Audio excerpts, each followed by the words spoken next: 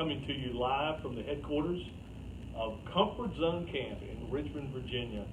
We feel like this is a really important day, a day that you on Facebook will get an opportunity to interact with Lynne Hughes, the CEO and founder of Comfort Zone Camp. I'm Kelly Hughes. I will be your host.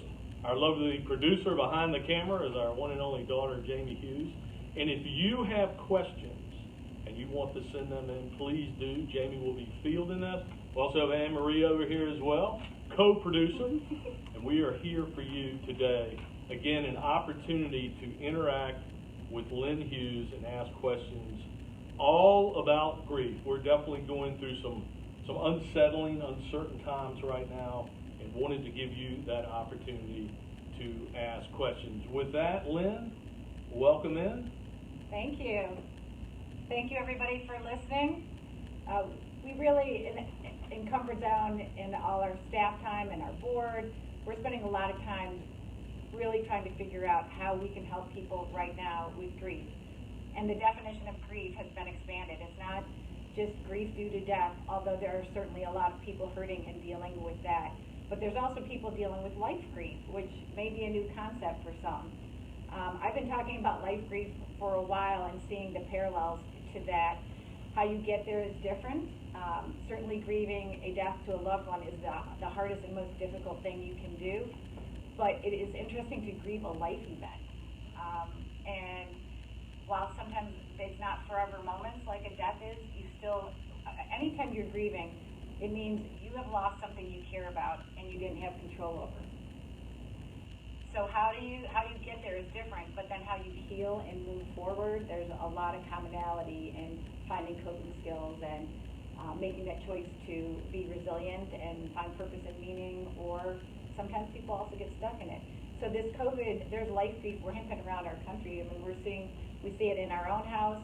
Every house that's disrupted, every business that's disrupted, there is life grief going on. And now we even have also deaths due to the COVID loss, and that's adding a whole layer. So there's just grief and loss throughout. So we're spending a lot of time trying to figure out how can we bring programming to people, our Comfort Zone community and the community around the country that need tips and helpful hints. And we're creating program and virtual camps, and we also programs like this Facebook Live as well. So we hope it's helpful. Let us know. Please send us your comments, your questions. We'd love to hear from you. Again, if you're just joining us, we are live at the headquarters of Comfort Zone Camp, an important conversation with Lynne Hughes. Please send us your questions. Lynne, another concept is, how do you go about filling the blank pages? Yeah, great question. So maybe some of you can relate to this. So life got disrupted. We all had things on the calendar for the last 6 weeks and even into the next few weeks going forward. In our house in particular, our lovely producer, Jamie, is a senior in high school, and there was all these life events, major milestones for her, milestones for us as a parent, and they were disrupted. And all these events are, it's a cloudy crystal ball whether they'll happen, and some for sure won't happen. So Jamie, there was a really good metaphor in our house. Jamie is one of the editors for her yearbook. And right when this happened, about 6 weeks ago, the yearbook was it was wrapping up the final pages. And there was all these pages wrapped for, earmarked for spring events, typical things that happen every year. Spring sports, spring chorus, spring musicals, and prom. And all those events were put on pause or canceled. And the yearbook team had to come together because they had to finish the book, yet they committed to a certain number of pages, and now the pages were blank. So they met, they got creative, they pivoted, they finished the book. So it wasn't how it started off to be, but they had to get creative and figure out a way to fill their blank pages. So I know that for us as a family and for everybody who's watching today, we all have some blank pages. They're different for everybody, but events have been changed, postponed, canceled. What are we doing to fill our time? What are we doing to fill our blank pages? And are we just kind of getting through, or are we going to fill them with purposeful things? Yeah, and there's no doubt that, as I mentioned at the beginning, it's just very unsettling, very uncertain times, and you use the word comfortable. How do you get comfortable with being uncomfortable? great question. One of the things I've brought up to Evan and Jamie over the years, my children, is that concept of you don't grow unless you get uncomfortable. So life is about you're uncomfortable, and then you get comfortable. You learn the ropes, you know the deal, you get comfortable, you hit your stride, and then life forces you to get uncomfortable again. That there are a lot of ends that you have control over, season ending things, and then there's sometimes seasons that end that we don't have control over. But when you go from elementary school to middle school, that's a natural end. You get comfortable in elementary school, you know the deal, and then you're thrust into middle school, and you're uncomfortable for a while, and then what happens is you get comfortable, you know the deal. Then you just when you get comfortable, you go to high school. You get comfortable as maybe then your freshman year, so you hit your stride, and then high school ends. You go to college. So throughout your life, you're going to start new jobs, or to take up a new hobby or risk, and we all, throughout our life, have those moments of uncomfortable, and then the only way you get good at something or take on something new and grow is by getting him that uncomfortable to comfortable. So we're all forced. We all got thrown in the deep end at the same time, and all were uncomfortable equally together around the country, around the world even. So we're all figuring out, even if you look back, it's hard to believe it's been 5-6 weeks, depending on where you live, that we've been working from home, figuring out how to be productive. So even for us, just doing something like Zoom calls. I mean, a month ago, I didn't even really know what Zoom is. Now I'm hosting calls, and I know the deal. So we're figuring out how to coexist as a family and be together, having family meals together. I mean, doing things we wouldn't normally do. So there are these something goods from something bad, and we are starting to get comfortable. Even though we wouldn't have chosen this, we are getting comfortable and figuring out how to adapt or be productive, or even maybe look for any of the something good that are coming out of this something bad. Conversation with Lynne Hughes. We're live on Facebook, headquarters of Comfort Zone Camp. Author, has led groups for 20 years now. We had some questions come in. I have a question. Sure. Talking about people that are passing away right now. Very uncomfortable time, not only due to the death, but the inability to mourn and hold funerals. What advice do you have for people in that situation? Yeah, that's a question that's near and dear to my heart as well. My Aunt Patty, who I'm very close with, one of my favorite people, passed away last Friday. Suddenly, she did not die from COVID. She was 90 years old, but very active, very high functioning, and she died peacefully. But my own family in Michigan, we're unable to grieve that, and there's no funeral. There's a memorial service assigned to sometime in the future, maybe this summer, maybe this fall.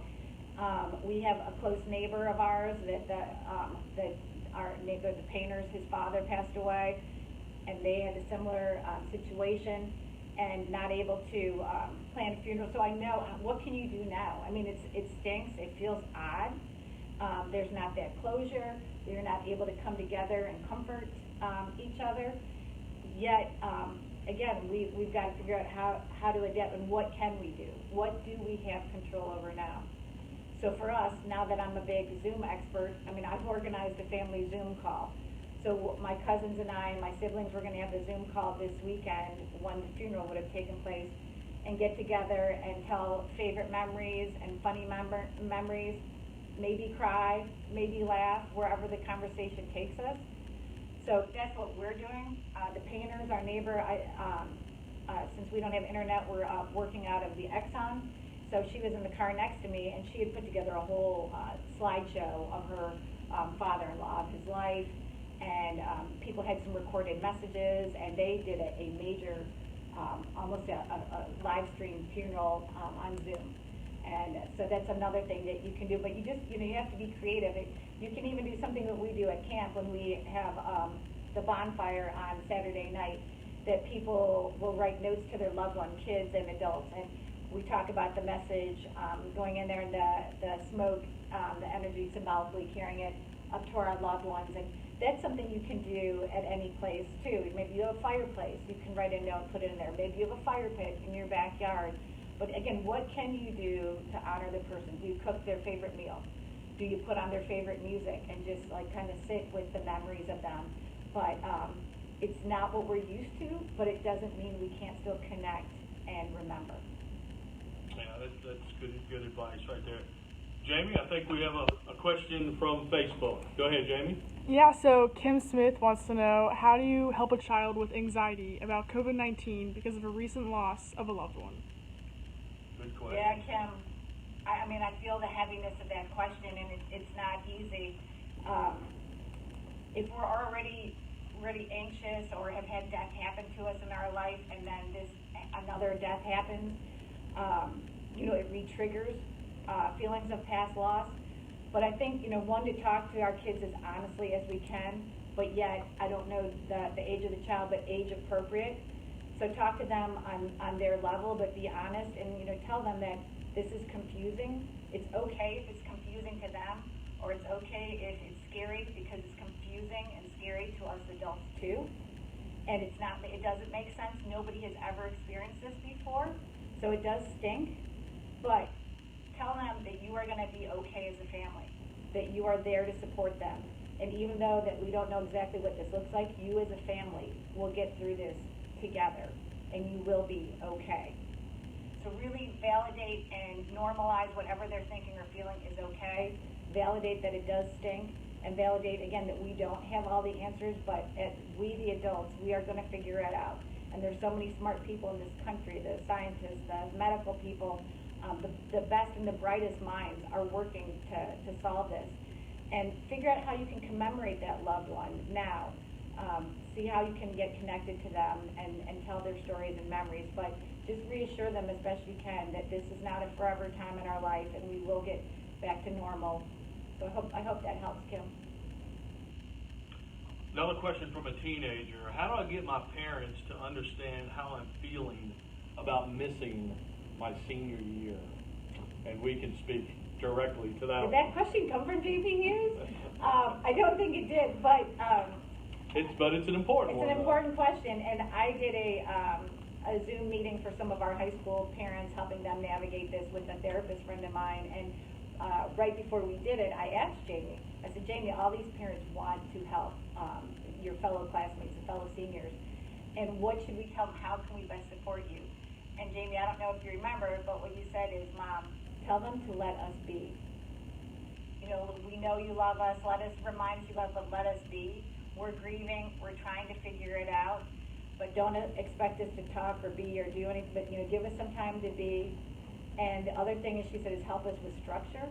We're so used to being structured all the time, and now it's just our days are so unstructured. So to give us some space and give us some structure. And but to check in with them, but not all the time, and take their cues from them if they want to talk or they don't want to talk. It's also good to find out, are they connecting with their peers? So in Jamie's case, she and her friends have large text groups, Facebook Live groups. I don't know if they're doing Zoom, but they do get together and connect. That's one of the upsides of this technology. We could have been a lot more isolated without it, but they can at least virtually see each other's faces and connect with.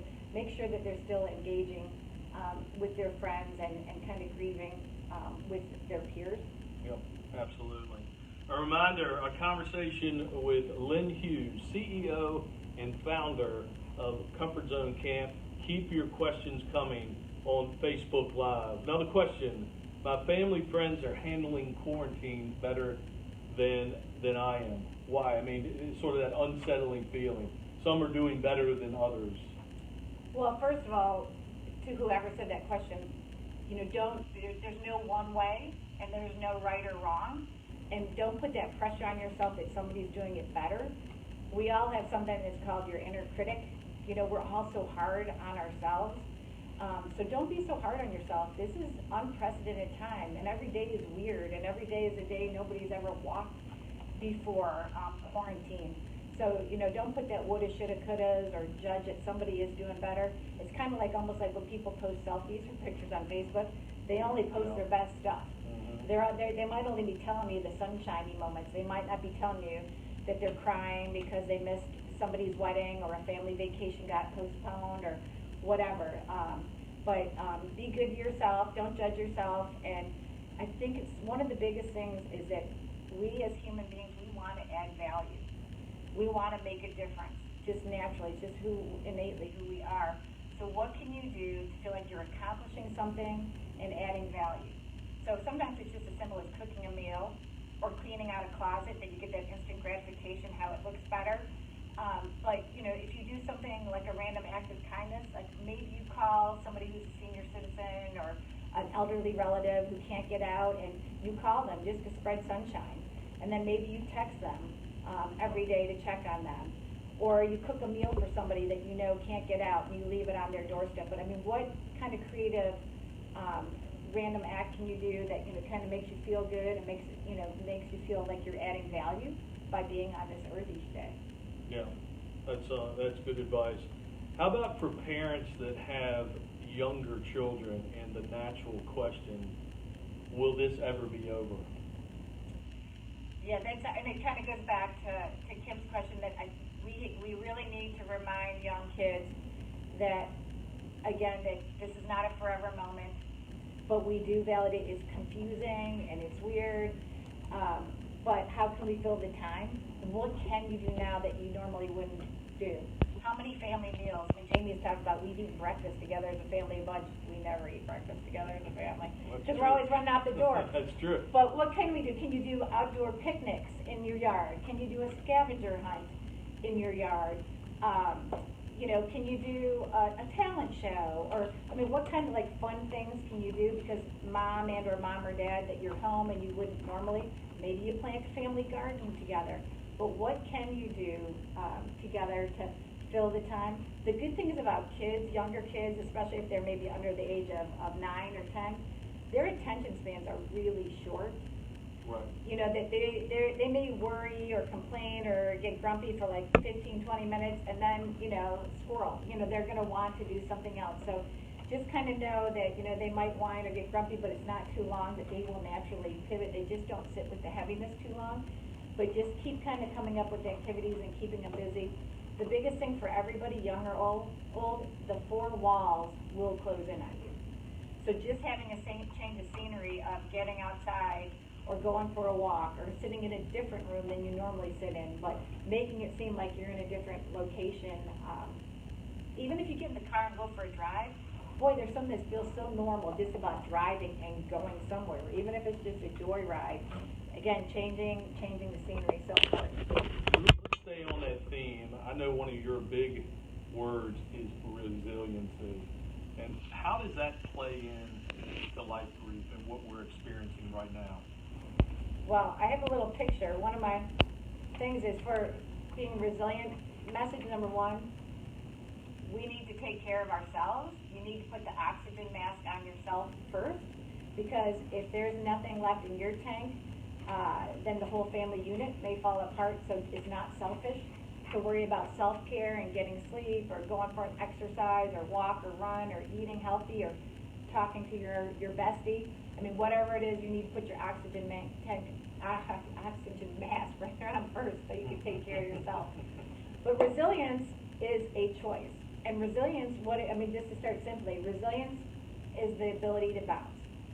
When something happens that is adverse and that we didn't have control over happens to us, which i.e. is what the life grief is, we are at a crossroads. We have the decision, do we let it define us? Do we get stuck? Or do we figure out to bounce? Do we make lemon from lemonade? And if we decide to bounce, that is resilience, making that choice to move forward, find purpose and meaning, find something good from something bad. So it is so important.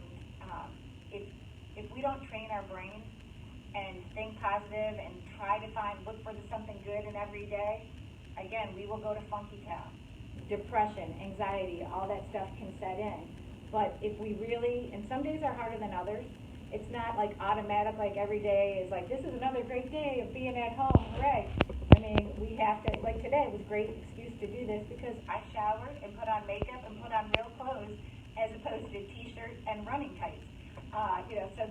And it was kind of fun. It kind of felt special all of a sudden. So what are the little things that we can do and be intentional about?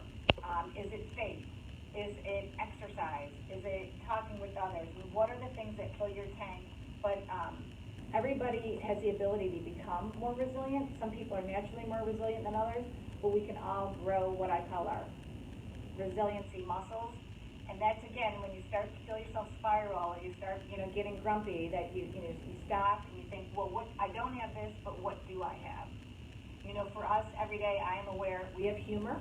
We have a lot of humor in the Hughes household. Exhibit A. We have love. We're all really fortunate that we're healthy right now. We're getting to exercise a lot more than we normally do.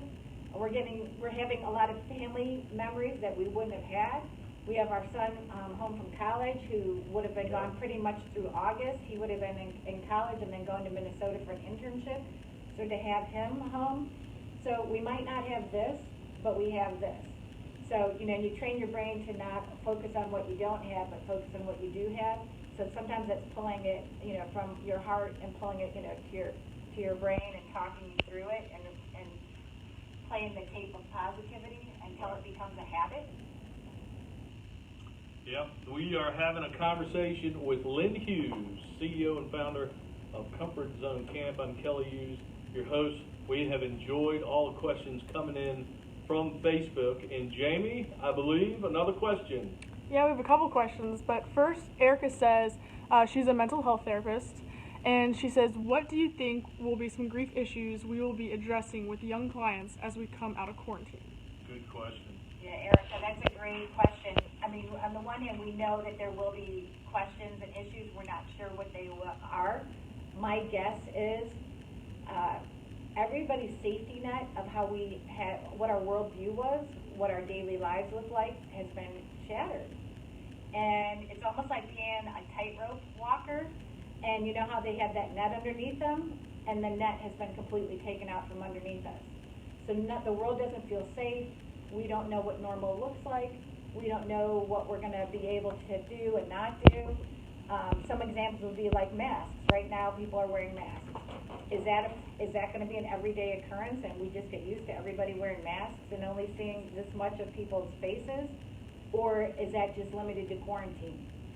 So, again, the kids realizing that something can change in an instant, kind of like we know death can come in and change in an instant, that everybody's kind of going to have that worried about that feeling of the other shoe dropping. So how do we reassure people? And how do we get back to whatever new normal is? And it's really, a lot of it will be that we will have to get back to new normal, living one day at a time with nothing bad happened and no major pandemic, or each day that nothing bad happens, when we get back to new normal, that rebuilds safety net. But imagine how many days it takes. It takes days and time. So I think really being patient and validating, that again, these kids are going to be anxious, but to reassure them that the adults in their life, the therapists, the coaches, the teachers, the parents, that we are all there to support them, that they're not walking on that tightrope by themselves, that we're there to support them and to help buffer and make it safe, and that we're going to do our best to rebuild their safety net. Another question. Yeah, that was great. So Aspen Rose says, my stepdaughter lost her mom to cancer, and she's been worried about getting COVID-19 and passing away. How can I help her be less worried? Oh, I feel that question. After you've experienced a death, again, you're just aware that it can happen, and that your world can change suddenly, like we were just talking about. And then this pandemic, just is so sweeping and has disrupted our lives, and it feels, like the death of our old life. So I would validate to her all the things that you guys are doing to keep her safe and healthy.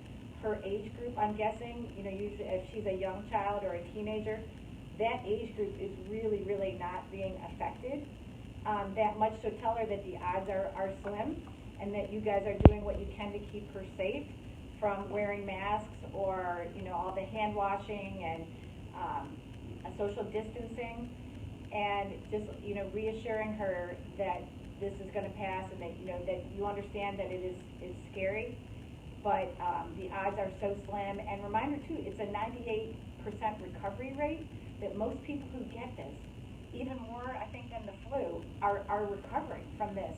And so in the event that she got it, she would be okay and she would recover.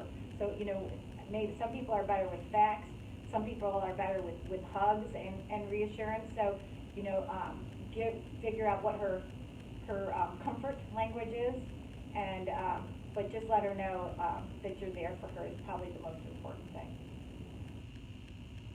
Let's talk about the first responders. I mean, their world is very heavy right now. The doctors and the nurses, police officers, firemen, people that are having to make calls out in our cities. What advice do you have for them? Well, I would go back again. They're our superheroes, and they are just going. Some of them are sleeping in makeshift hotels and not going home, and they're on the front lines. Or some of them have had to wear crazy equipment because they didn't have the PPE equipment needed. We just heard of somebody today who was wearing a raincoat that a hospital gave them because they didn't have the right personal protective equipment. So, I mean, it's crazy the risk that they're taking for us, and they are healers, and they feel compelled to respond, and they're amazing. So, but when you give, and if there's nothing left in your tank, and you're not taking the time to recharge your batteries and put your oxygen mask on, you will get burned out. You will get run down, and when you do get burned out and run down, you're so much more likely then to get susceptible to being sick. So it's really important for your mental health, your physical health, to do that. And again, it's little things like, maybe, can you take a day off? Are you being encouraged by your place of employment to take a day off? What recharges your battery? Is it exercising every day? Is it getting some fresh air? Is it rolling on the floor and playing with your kids if they're young? I mean, what is it that puts a smile on your face and recharges your batteries? But you need to take those deep breaths and take a step back. If you're just doing nothing but extending care, you need to be able to receive some too. Yeah, really good advice there. Another question, how to deal with parents' new partners during this time, especially when we are all sort of closed in, those four walls you talked about? Yeah, if you are somebody who's got a parent that's newly dating, and if you happen to be quarantined with them too, that would be tricky. So one, I want to validate that would be tricky. So, can you go to your bedroom? Do you have like a kid room or a playroom or a separate family room? Hopefully there's different places that you can go to, but maybe you can find something in common that seems kind of neutral that maybe they're good at, or it can be a bonding moment, a moment maybe where you can give them a little grace and they can give you some grace. And, maybe it's some silly, like we've been playing a lot of ping pong. So maybe there's some game in your house, or maybe it's apples to apples, or some card game. But maybe there's something kind of neutral that you can pass some time with, that you're not having to sit awkwardly next to them watching TV, or maybe go to your room or stay connected to your friends. Exercising is so great. So if you have a pet you can walk, like a dog, taking a dog on a walk, that's a really good thing, or a good excuse to use. Or just every day you can go for a walk or a jog, shoot baskets in your yard. I mean, whatever it is, but make sure that you're giving yourself space, and that you're knowing your own limits. Know if you start getting cranky or crabby, or they start getting on your nerves, to have some line you can say, like, I told Jamie, I was going to call her, so give yourself an out. Have a plan. Yeah, that's good advice. Again, coming live from Richmond, Virginia, headquarters of Comfort Zone Camp, very important conversation with Lynne Hughes. We felt it was important to give you the platform to field some of these questions. Let's talk a little bit. We got some Comfort Zone people out there, I'm sure, listening to us right now. Let's talk a little bit about Comfort Zone, our world, how it's changing, what the future looks like. Of course, we run camps right now. That is uncertain. Talk a little bit about that. Right. Well, so Comfort Zone Camp is a bereavement camp for kids experiencing the death of a parent, sibling, or primary caregiver. And we do weekend camps in there in person. And they're usually about 160 people at a time. So we're trying to figure out right now, we know people are hurting. We know whether you're a first responder, whether you're a senior in high school, whether you've experienced job loss, whether you've lost your mom or dad, or brother or sister, or grandparent recently, and you're grieving. Like, how can we help you now? We don't want to have to wait till the world opens back up and we can have large gatherings at camp. Well, we can't wait to get back to camp because we're missing them, and they are magical and special, and we will get back there. But in the meantime, what can we do? So this is one thing we're doing right now. We've been doing trivia nights and virtual bonfires because camps are fun, and so we need to have the fun and step outside of the heaviness of this pandemic from time to time. But we're also we're creating virtual camps. We did a pilot of a virtual camp 2 weeks ago. We have a camp, like a 2-hour kind of a mini camp that we're going to do for all types of life grief. We're looking at May 2nd. There'll be more news to come. That we'll have people come together with all types of life grief and talk about what we have in common, and then break in on a Zoom call into individual sessions of interest. And then we're going to start doing some COVID-only lost virtual camps. And then we're going to do for our campers who are waiting to go to camp, we're going to reach out to them and talk about not only how COVID is affecting you, but how much it might even trigger feelings of loss and that helplessness or isolation that sometimes comes with the death of a loved one. Right. So we want to help you. We are offering resources, and we're creating more resources on our website. But let us know, too, if there's a particular thing or particular way that we can help you. But look for more online virtual support groups and virtual camps coming soon. Yeah. Keep those questions coming. Of course, we're on Facebook Live. Do we have another question, Jamie? Yeah. We do have another question. Go ahead. Lexi Finn, she says, if I were to have a friend's parent pass away during this tough time, how can you be there for them without being physically with them because of COVID-19? Well, Lexi is one of our campers turned volunteer. She happens to be in this picture, sitting right next to me. So, Lexi. How appropriate. Lexi, so you are, personally, because you have the sensitivity of knowing what it's like to lose a parent, you have the words, you have the wisdom, and thinking outside of the box, FaceTime is such a good way to be. And you don't have to, for those of you who don't feel like you have to have, know the magic words to say, that's okay too. You can literally get on FaceTime and watch a movie with somebody and sit silently with them. Or even hey, just listen to them. People who are grieving, it feels better to drain it off. It feels better to not be alone. So you can be a good listener on FaceTime, or you can create a Zoom meeting with yourself and a few friends. But just taking the person where they are, whether they want to talk, they want to be silent. Whether they want to cry, they don't want to cry. Take their cues from them. And the biggest thing is to let them know, that you can't imagine exactly what they're going through, but you'd like to try, and you're there for them. And you show that by every day, maybe sending them a text, thinking of you, or asking them, I want to talk to you today. I want to check on you. Is 2 o'clock better or 3 o'clock? So give them an option. Don't leave it open-ended where you say, hey, call me, if you need me. No, they're grieving. They're not going to be able to do that. So be really specific. Give them an option of A or B. If you social distance with them, maybe you can, drop something off in their mailbox or their driveway, or kind of see them, outside but far apart, but still where you're kind of showing up physically. You can write them a letter and tell them about your own loss and what helped you. So I think it's just being a consistent presence in figuring out how to connect with them and letting them know you care. Thank you for your question, Lexi. Let's talk about job loss.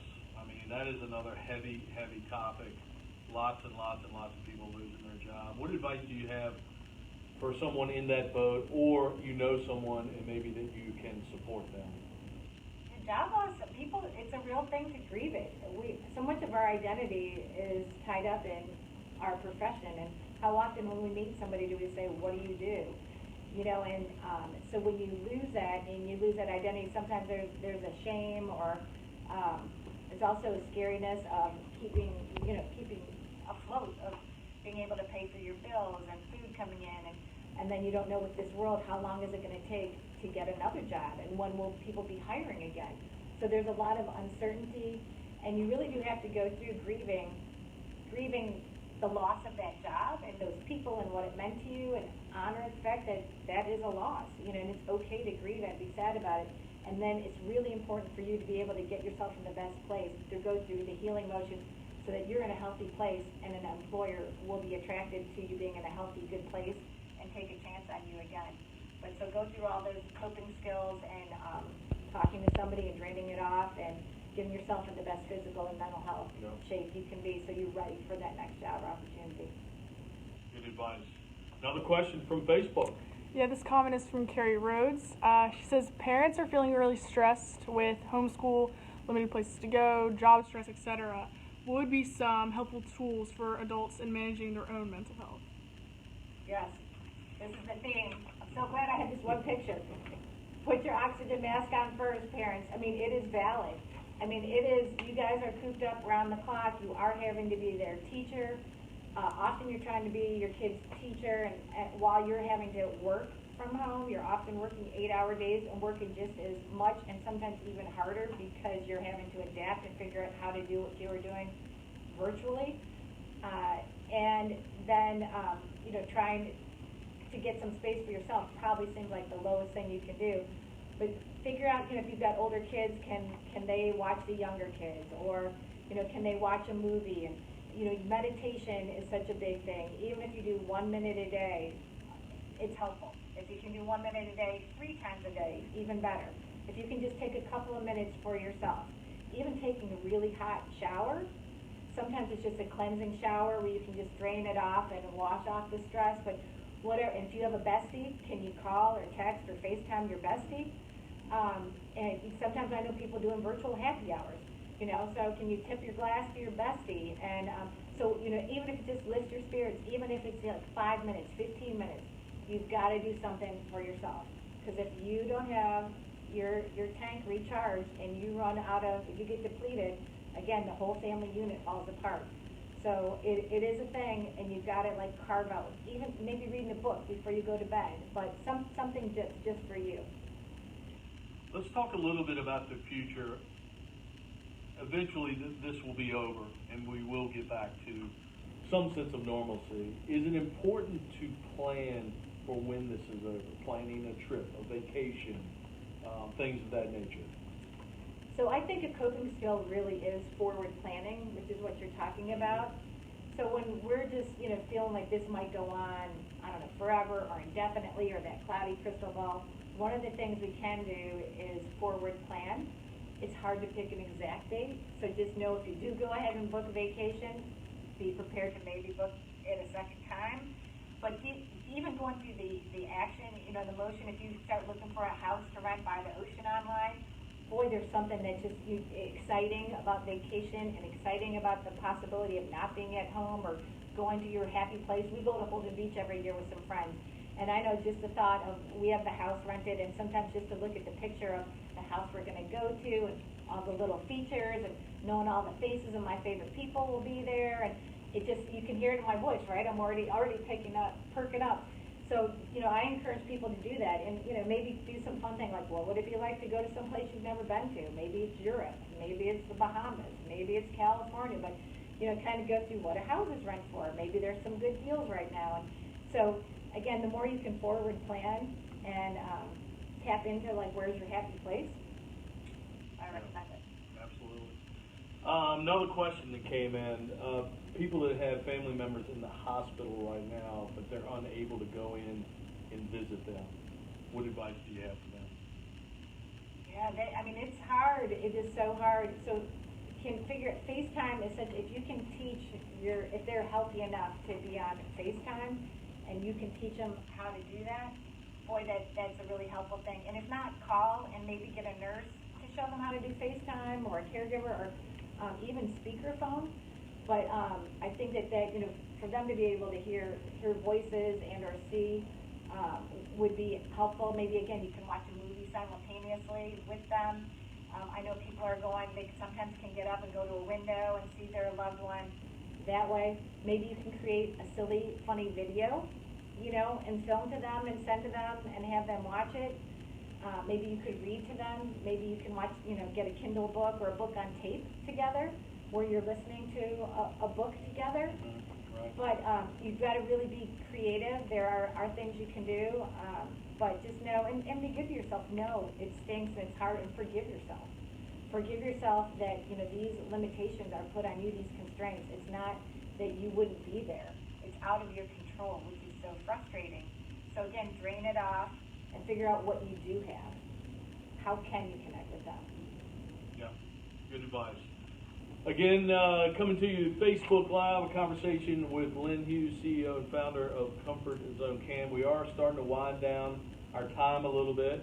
I want to give you this opportunity to talk about an event we have coming up next week that people out there find very interesting. So we are looking to put on a virtual camp on navigating all types of life grief. We are looking at Saturday, May 2nd. We are looking at tentatively at 11 or 12. More details to follow. We are, again, incubating and launching right now. We have a call just after this to figure out some details. But the gist would be that we're going to have opportunities for first responders, people navigating job loss, people navigating not being able to go see loved ones, people navigating losses after COVID, losses from senior year in college or high school being disrupted. So we'll have people come on and talk about what we all have in common, and then you'll have the opportunity to break off into individual Zoom chat rooms, which we call healing circles, and talk about that and get validated, get some coping skills identified, and then come back as a group and have a closing. So we're going to start with that. Again, more virtual camps to follow. We'll be helping kids who are grieving losses due to a COVID death, grandparent, parent, sibling, those losses coming, as well as our virtual camps for our own Comfort Zone camp community. Yeah, and they would be able to sign up with us on our website. Keep checking on our website, comfortzonecamp.org. And social media. Yep. We'll be on social media a lot. If you're not following us, Instagram, Twitter, yeah, follow us. Make sure you follow us, no doubt about it. Well, Lynne, a great conversation today. I want to thank you for your time, and I know you did have one more thing that you wanted to offer. So, Kelly, I did get permission. This involves Kelly. Oh, it does? Yeah. Okay. It does. So there's something that I wrote. It's called Because of Something Bad. I'm a big believer. At the core of my resilience is the belief that because of something bad, there is always something good. Sometimes you have to wait for it and look for it and be intentional about it. And right now, when we're like, it's all in our face, this COVID losses that we're dealing with, it's hard to see sometimes there's something good, but it is there. And if you don't see it now, you will see it. So maybe it's probably I hate to say it, 15 years ago. That's crazy. But about 15 years ago, it was the night before Mother's Day, and we had just come back from Aaron Coyne's college graduation and had a good time seeing a lot of great people. And as I was washing my face, I was reflecting on all the great people that had come into my life and that I wouldn't know them if my parents had died. And so because of something bad, I knew most of the great people in my life and how lucky I was with Comfort Zone, and I knew all these great people. But again, it was because of something bad. I knew all these great people. And so I went to bed, and at that graduation party, this one had a little too much red wine. And normally I wake him up, he fell asleep on the couch, but for whatever reason that night, I left him. And so I went to bed, and in the middle of the night, I got up once, and I was just feeling like I needed to write a book, like a coffee table book. And because of something bad, all these something goods kept like spilling out of me. So I'm rummaging through my nightstand and trying to find a pen and paper in the dark, and I'm writing all this stuff down. And it happened not once, but it happened twice. And the next morning, as I mentioned, was Mother's Day. So Kelly comes in with a tray. He made me breakfast in bed, coffee, had a little single stem rose in the vase. What a good husband. And he's like, Happy Mother's Day. And I was like, Hon, I need paper, and I need pen, and I need some scissors. And he's like, what? I was like, I wrote a book last night. I need to get it all down. He's like, I don't sleep with you one night, and you write a book? And I was like, I know. So he came, and I put little pieces of paper, and I wrote this little coffee table book. And it's kind of turned into a poem, but it's called Because of Something Bad. And I want to share it and leave it with all of you, and I hope that it will touch you. It feels kind of divine, the way it was written, and it touches my heart when I read the words. So because of something bad, a huge hole exists inside of me. I've known great sadness. I've felt alone. I've struggled. Every choice I've made is different. Because of something bad, I learned happiness is a choice. I learned this too shall pass. I learned to grow where I was planted. I've had a lot of therapy. Because of something bad, I am different than who I started off to be. I have fewer friends. I have better friends. I'm a better person. I'm a better parent. I'm a better spouse. Because of something bad, I seize the moment. I savor the moment. I tell others what they mean to me. I know how precious life is. I make time for others. Because of something bad, a lot of good things have happened to me. I've learned to survive anything. I know most of the good people in my life. I have great children. I have a husband who adores me. Every person I love more deeply, intensely, and richly. Because of something bad, I felt God's hand on me. I strove for something other than ordinary. I decided to make a difference. I found my greatness. Because of something bad, I actually lived a better life. And you can too. Thank you all so much for spending some time with us today. I really hope I was able to bring you some comfort and light. And please stay connected to us. Find us at comfortzonecamp.org or email me at Lynne, L-Y-N-N-E, @comfortzonecamp.org. Thank you for the conversation, Lynne. I think it was very important today. Unfortunately, our time has come to an end. And for that, our two producers, Anne Marie, Jamie Hughes, Lynne Hughes, I'm Kelly Hughes, saying so long from the headquarters of Comfort Zone Camp in Richmond, Virginia.